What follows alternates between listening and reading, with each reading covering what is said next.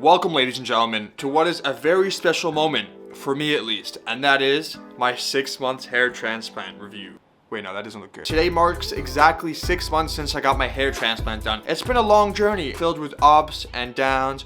Mostly ups, not really too many downs, unless you're talking about the first 10 days, sleeping, scab removal, and a couple other things, the shedding phase. But overall, it's been actually a very pleasant journey, and I'm gonna share with you guys everything that happened from day one, or even before that, to now 6 months in. When I first got my hair transplant done, the 6-month mark seemed like an eternity away, but now that we're here, it feels a little surreal. So for those of you who haven't watched my hair transplant video, where I go a little bit more into depth on the process and everything like that, I'll link it up here. Basically, I got a hair transplant in Turkey, Istanbul, specifically 6 months ago. Now somehow I've made it back with all my kidneys, and also, my surgery day was very straightforward. So I'd stayed in Istanbul for a couple of days beforehand just so I could do a couple sightseeing, get a little bit of content teased out a little bit. If you guys followed me, you would have seen this. My surgery day, it started early in the morning. They typically do, just because the process and surgery usually take quite a long time. Sometimes they spread it into 2 days, but even those 2 days as well, they're quite long. So I arrived there around 9 a.m. and the actual procedure started at 10 a.m. And before, I just met the team again. But anyways, a couple hours later, because we did my procedure in 1 day, I had 4,250 grafts moved from the back of my head and the sides as well, moved to the top. And the first thing I did when I stood up, took me a little second to, catch my bearings, felt a little bit woozy at first.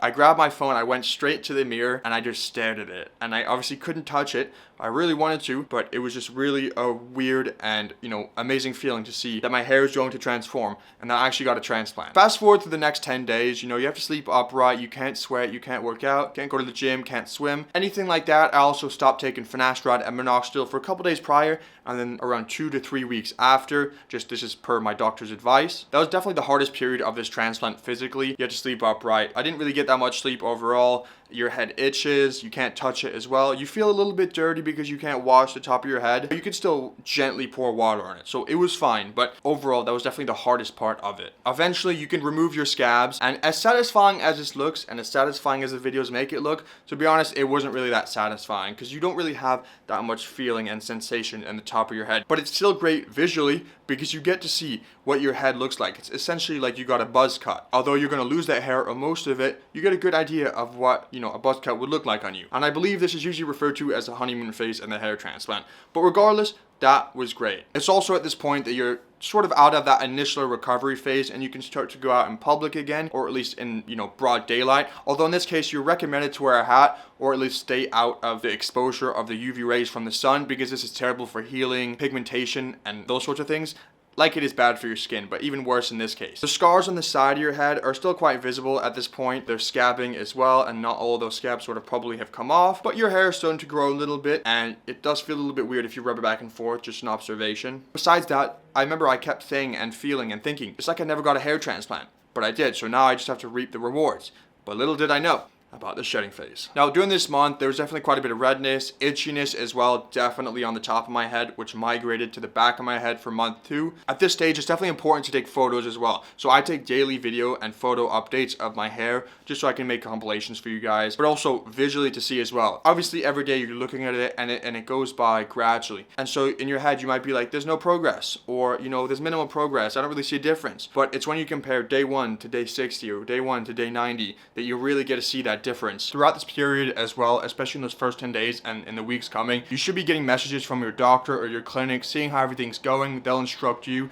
And my clinic that I went to gave me a whole guide on what to expect, and just a whole variety of things as well. Medical therapy, what I should take after, shampoos, conditioners, and all that sort of thing. So they tell you what to expect and when to do stuff as well, which is very helpful. Which if you go to a good clinic, and most clinics you go to, I imagine would do this as well, they give you post-operative care. So this is very important as well. Then we get to the 2 months mark. And I said this in my other video, I don't know what's worse, the first 10 days after a hair transplant or going from 1 month to 2 months. Like I said, it was the honeymoon phase in the first month, and then when you get to the second month, the shedding phase starts to begin, and you slowly start to see all that hair that was there originally fall out. Now, not all of that hair should fall out, but it's definitely noticeable the amount that comes out. Although, to be honest, looking at the photos at how I looked before my transplant and how I looked at 2 month mark, there's still a big difference, and there was definitely a lot more hair there at the month 2 mark. During this time, from the end of month 1 and the beginning of month 2, although maybe 2 weeks prior, you can get back into your regular routine. You can go to the gym, you can swim, you can sweat, and you can do everything that you did beforehand. Apply minoxidil topically, take finasteride or dutasteride, whatever you were taking beforehand. So that recovery period is sort of out of your hands,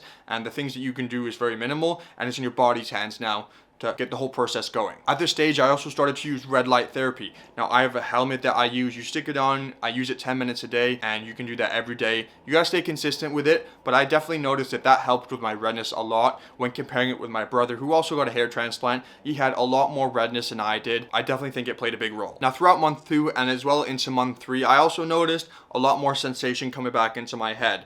The back and the sides I could feel totally normal, but the top as well. It was so weird and it was very unusual. Hard to get used to not having sensation in the top of your head, but it gradually came back and it took a while, but definitely significantly there. Lastly, during that period as well, I definitely started to wear a lot more hats as well, just because that shedding phase, it made it very visible again that the top had less hair than the sides. At this point, people usually buzz their hair or they get a haircut. But in my case, because I wanted to see for myself and show you guys, especially in my short form content, what the full regrowth would look like, how the sides would grow compared to the top of my head, which is why I didn't trim my hair. And I still haven't cut my hair.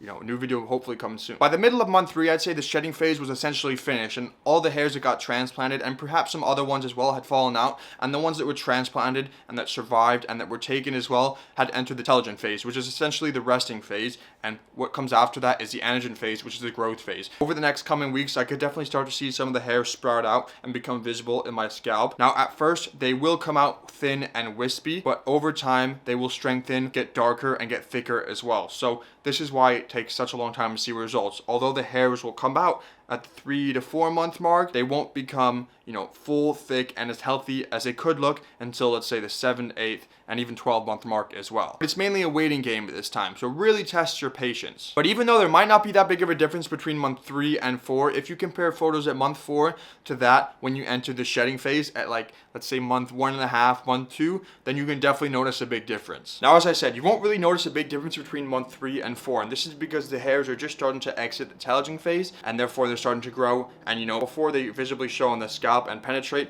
it takes them a little bit of time. But when I say the difference between month 4 and month 5 is probably the craziest, in a good way, not like the shedding phase was, it was the craziest. If you looked at how my hair looked at month 4, and then you compare it to month 5, I mean, it just speaks for itself. Also, during this month, I got my first PRP session. Now, I will be getting 3 PRP sessions because that's what's recommended for the best results. And usually you see some after the 2nd session, but mostly after the 3rd session. So I won't actually end up seeing the results of that until, you know, let's say month 7 or 8. But anyway, that's when I got my first PRP session. And during this time as well, I had the doctor that was performing the PRP on my head look at the scarring and how it was looking on the back of my head, which although I have looked in the mirror, I couldn't really get the best idea. He said they were looking great, they'd healed amazingly, and they weren't visible really. I think I can owe this to, you know, obviously taking care of it, keep it in good health throughout this whole process, but also that red light hat. I'm really convinced, and the literature and the research says and indicates that it's great for healing inflammation, improving the visibility and of that scar quality. And that brings us to month 6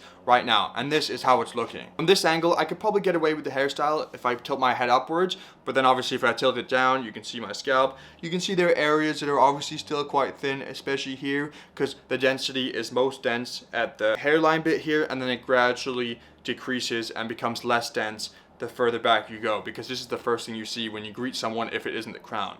So that's why there's areas here that are more visible than, let's say, the front, if you look. Also the hairline, and that's what it looks like after showing you guys my hairline. So that was my experience from day 0 to month 6. But let's get into the specifics here and the stuff that matters. What a good way and segue to talk about my hairline. You'll see a lot of people who go to Istanbul, Turkey, and it may be their personal preference, it may be the doctor, usually their personal preference though, and they like to get straight hairlines. Now, there's a few issues with this in terms of, from my perspective, number 1, it doesn't look natural. Number 2, you have to look later on down the line, and will this look good when you're 50, 60, maybe even 40 years old?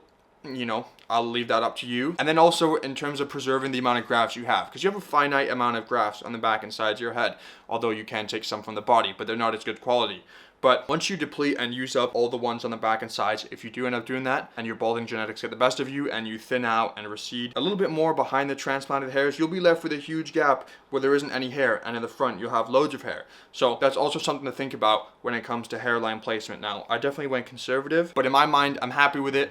And when I'm 30, 40, you know, and hopefully even older than that, it will look totally normal. Now, disclaimer, obviously a hair transplant is very nuanced, and some people have the ability to get the hair they did when they were 18. They don't have that much thinning and recession, and other people, probably like myself, have to be more conservative and more strategic with the way they use the grafts and how many grafts they use as well. And so this part comes down to you and you only. You can get help. There are loads of forums out there and helpful people you can watch on TikTok, Instagram, dermatologists, people who actually perform hair transplants. But research is probably the most important thing you can do before a hair transplant, knowing everything, almost everything that goes into the whole procedure, especially when it comes to, medical therapy, minoxidil, and starting things like that. And I'll be going a lot more into detail in this sort of stuff in my upcoming video that I might be doing on my full hair routine. So look out for that. Now I'm at the 6-month mark now, but what are my expectations for the next 6 months? I should definitely see a huge improvement from this between now and the 8-month mark, and then especially the biggest difference from the 8-month mark to the 12-month mark. So it's hopefully only up from here. But honestly, at the moment, I'm very happy with it. As I said before, there are still some thinning bits here in other areas on my head as well. Then again, growth is staggered. Each hair follicle has its own growth path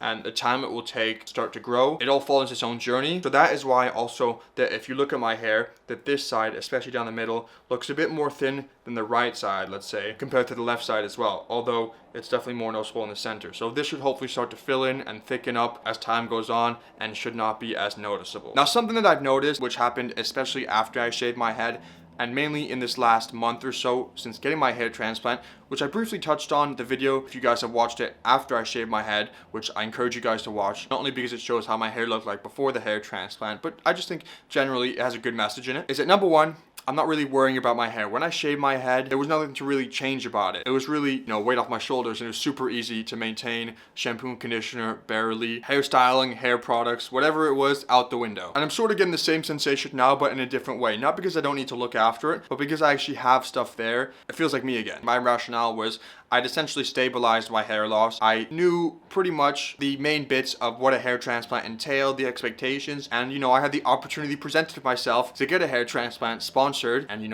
I could visit a new country, get some content as well. So it ticked a lot of my boxes, and those are some of the reasons why I decided to get a hair transplant. So if anyone is watching this and you're thinking whether you should get a hair transplant, you're on the fence, the thing I would say, if there was one message for this whole video, is know what to expect, go with a good clinic, and that comes from a result of doing good research. It can definitely be life-changing. It can give you a sense of confidence that you perhaps didn't have before, and it's not fabricated. It's you, it's your real hair. They only take it from the back of your head and the sides. And if a lot of the boxes are ticked, like you've stabilized your hair loss, or you're working on stabilizing your hair loss, and you just want, let's say, the sides filled in, the crown, or you just want a little bit more density overall, then I would recommend it for sure. As I just mentioned, at this stage, I don't really think about it when I'm out. Sometimes I wear a hat when I go outside, but it's mainly aesthetic purposes, not to cover up something. With that said though, obviously I'm still very young, and my hair loss was very aggressive up until the point I got a hair transplant. So my main focus now is holding on to the hair I have, which is why I actually swapped from finasteride to dutasteride and use 3 times a week, 0.5 milligrams.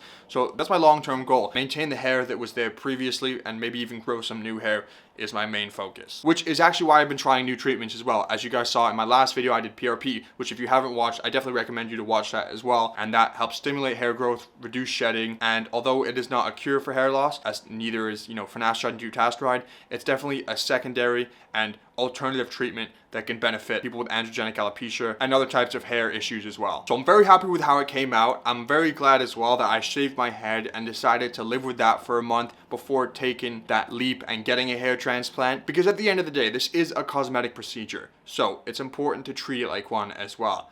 But the things that it can do for you physically, maybe mentally, is 10 times the money, 100 times the money in my mind. Even though mine was gifted, if I had the mindset I had now before I got a transplant and there wasn't an opportunity to get it gifted, I would definitely invest in myself, and that's what I would call it, an investment, and go forward and get it done. I guess the only question now is what's next? And well, of course, the obvious answer is wait and see at the 12-month mark for the full results. But then the second, maybe most obvious question is, will I be considering a second hair transplant? And to that, I hope you enjoyed the video. I'll see you in my next video, which will either be me getting a haircut or me going through my full hair routine in detail. So leave a comment if there's anything else you want me to answer, and I'll happily answer it for you guys. Hopefully you enjoyed this video. Let me know what else I should record, and I'll see you in the next video.